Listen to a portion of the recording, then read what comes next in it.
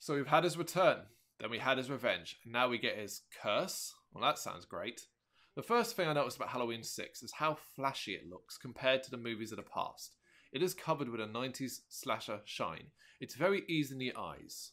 The second thing that's noticeable is that Paul Rudd's name comes up in the credits.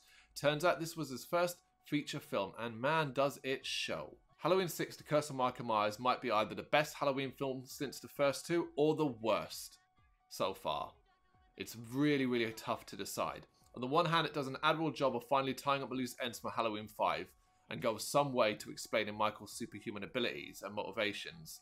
But on the other hand, it doesn't really matter when everything else about the movie is trash. Halloween 6 opens with an unknown young woman having a baby delivered in some sort of dark basement. She is tied down to clearly being held against her will. Once born, the baby is taken away by the man in black from Halloween 5 and it becomes clear he is the leader of some sort of cult. It also turns out this young woman is Jamie from the last two movies. Later that night, Jamie and her baby escape with the help of a nurse who promptly meets her end at the hands of Michael Myers, who stalks the dark halls of this place.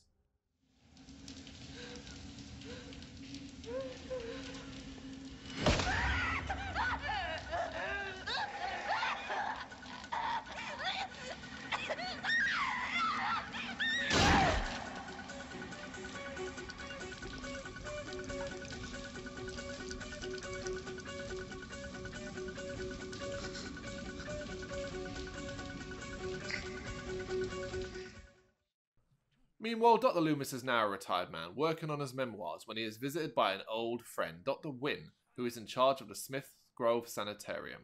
He wants Dr. Loomis to come back and work with him there. Dr. Loomis has no interest, and their conversation is interrupted by the sound of Jamie's pleading voice for help.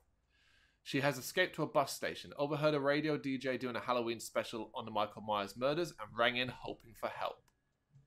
The radio DJ doesn't believe her, of course, and she is interrupted by the pursuing Michael. Inside a barn, he finally gets his hands on her and kills her quite graphically and brutally.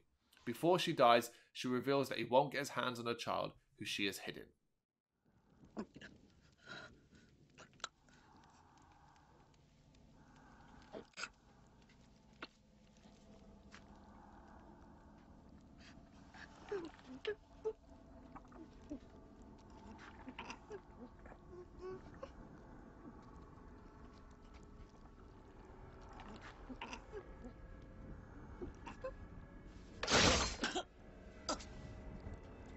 You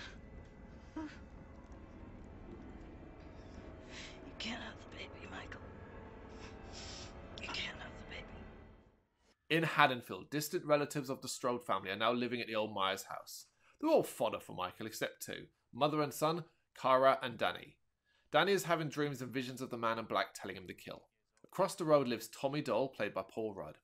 If the name rings a bell, it's because he was the small boy Laurie Strode was babysitting in the first movie. Now he's all grown up and obsessed with finding out why Michael kills. Tommy heard Jamie on the radio and follows her trail to discover her hidden baby. He takes the boy back to Haddonfield and gets in contact with Dr. Loomis. They both know Michael will come to Haddonfield, but they are already too late. Michael is back and the first place he goes to is his old home. What follows is the usual Halloween stuff. People get killed, people have sex, and then get killed. Dr. Loomis says something about Michael being pure evil, etc. You've seen it all before, and it isn't very well done here. Michael looks way more imposing than he did in the previous movies, and the mask has hit the pinnacle of scariness. He moves faster and just seems a lot more brutal than previous films. It's a 90s horror thing.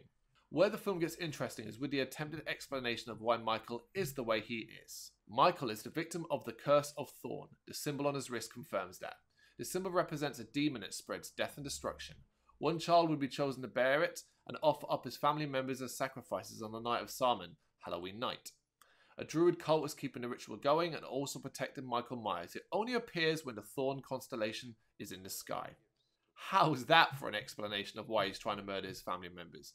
And why he is superhuman. Sadly, it is used poorly in the end as the cult led by the surprise character, sort of, captures everyone to start a new age with Jamie's baby. The final third of the movie takes place in the sanitarium, also where the movie began.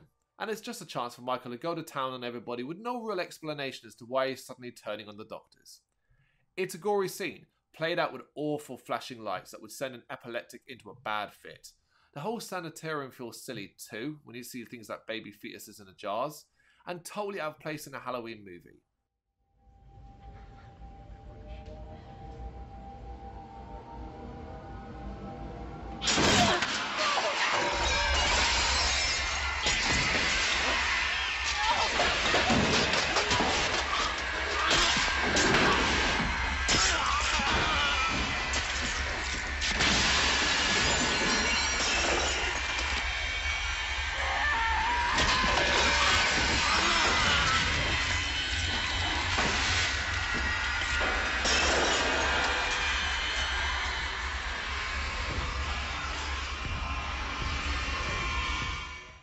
It's not really spoiling it to tell you that Michael survives at the end, because you've got to bear in mind the next movie in the series, H20, would actually ignore the existence of Halloween 3, 4, 5, and 6.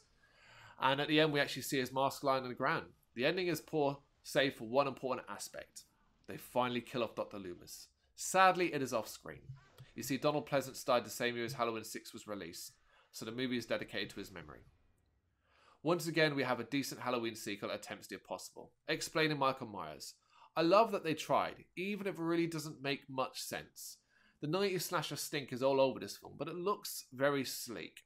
And it's arguably the scariest since the first two.